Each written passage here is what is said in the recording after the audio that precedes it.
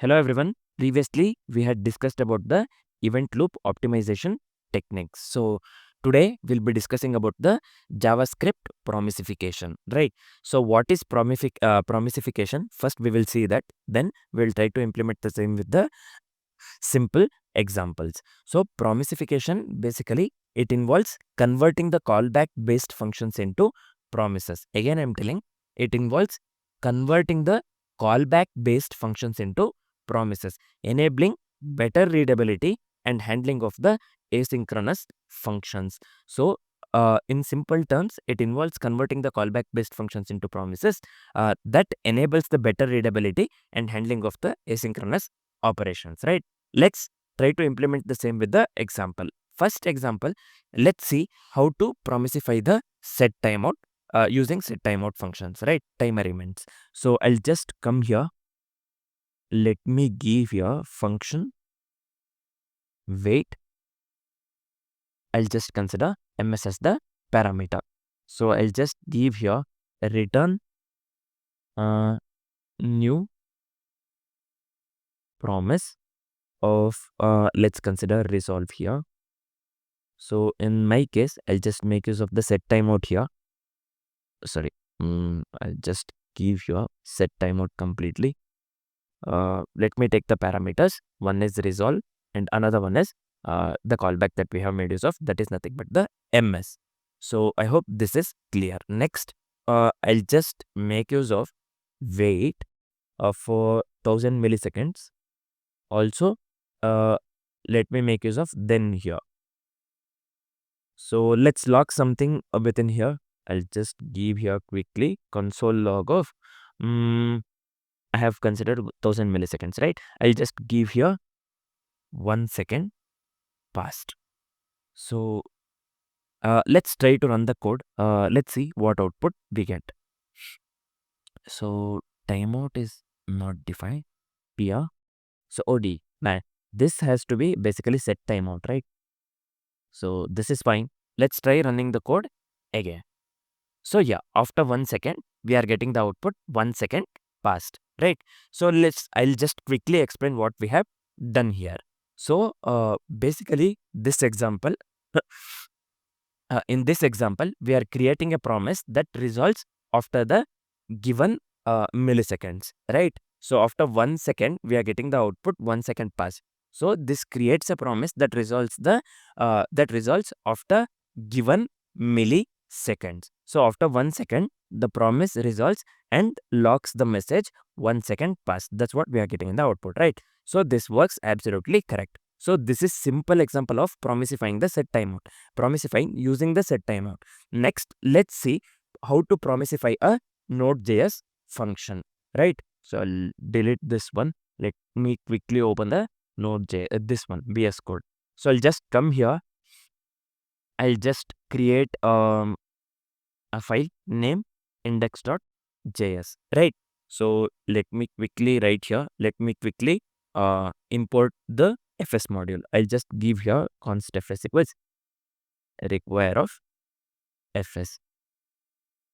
So this is just a simple example for promisifying a nodejs function, right? So we have imported the fs, this one, fs module, and next let me go with the variable name read file async. I'll just delete this one.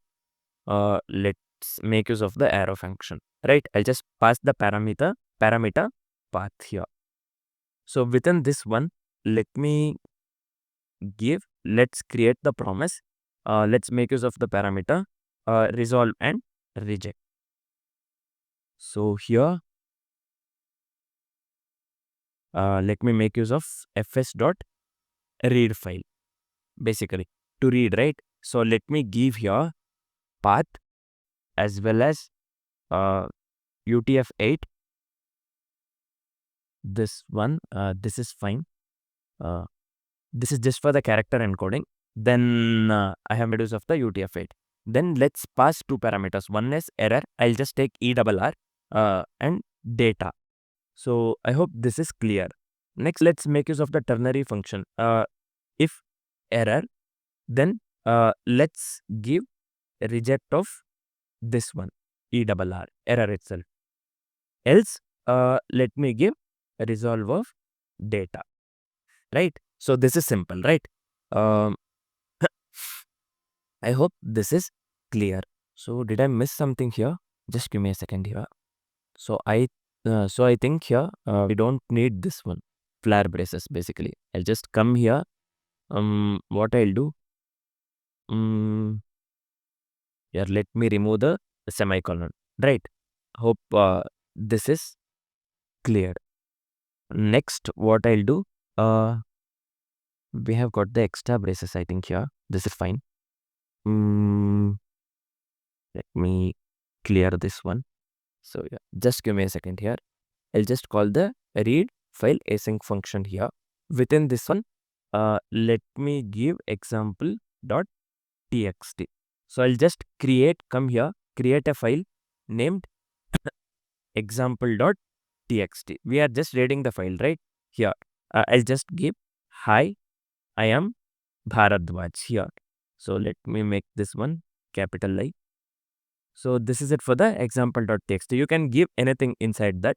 So we in the output, we have to just get the output from the example.txt file, right? We are reading the example.txt file by making use of this one, read file async. So here, that is the reason we have made use of the UTF-8, right? Nothing but the character encoding. So I'll just come here. Let's make use of then. Quickly, I'll just give data. Here, let me log something. I'll just give here console.log of data. So again, let's simply make use of the catch. If any error found, then we have to display the error message, right? For that reason, I'll be making use of the catch. So I'll quickly give here console. Let me make use of the console error instead of the log. So here, let me pass ERR, right? So I hope this is clear. Let's try running the code. We have to get the output. Hi, I am Bharadwaj. This file, the text inside the example.txt file should be read here, right? Let's try running the code. So yeah, sorry, this passed the index.js, right? So yeah, you can clearly see here, hi, I am Bharadwaj. This works absolutely correct. So in simple terms, what we are doing here, this fs.read file, this one basically. So I'll quickly explain what this does. This converts fs.read file into a promise based function. So we are making use of the promise here, right?